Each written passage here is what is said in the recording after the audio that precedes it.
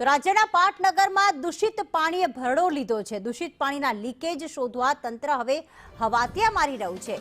આખરે લીકેજ ક્યાં છે તે શોધવામાં તંત્ર નિષ્ફળ નીવડ્યું છે। ગાંધીનગરમાં બહારથી તબીબો બોલાવવાની તૈયારી કરવામાં આવી। ડેપ્યુટી કલેક્ટર સુપરવિઝનમાં 22 ડોક્ટર્સની ટીમ તૈનાત કરવામાં આવી છે। હિરણ અમારી સાથે જોડાઈ ગયા છે। હિરણ, હજુ પણ વધુ કેસ વધે તેવી શક્યતાને ધ્યાનમાં રાખીને અત્યારથી પગલાં લેવામાં આવી રહ્યા છે, પણ બીજી તરફ તંત્ર હજુ પણ નિષ્ફળ છે કે આખરે લીકેજ છે ક્યાં? શું વધુ અપડેટ?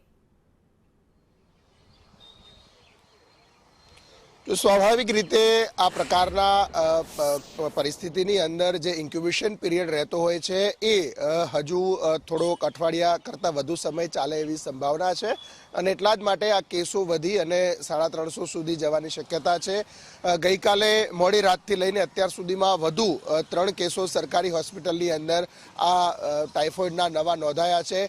ખાનગી હોસ્પિટલોના કેસોનું કોઈ રજિસ્ટ્રેશન સરકાર પાસે એટલે કે સ્થાનિક તંત્ર પાસે આ અંગે હજુ સુધી નથી।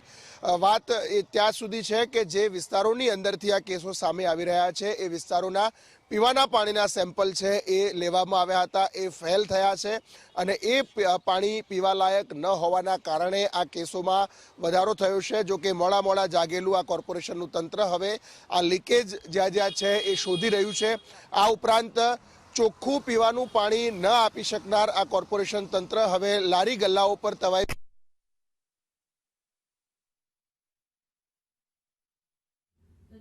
ગાંધીનગરમાં ઇન્દોરવાળી થઈ રહી છે અને અત્યારે 19 લોકો ડિસ્ચાર્જ થયા છે, 94 હજી પણ સારવાર હેઠળ।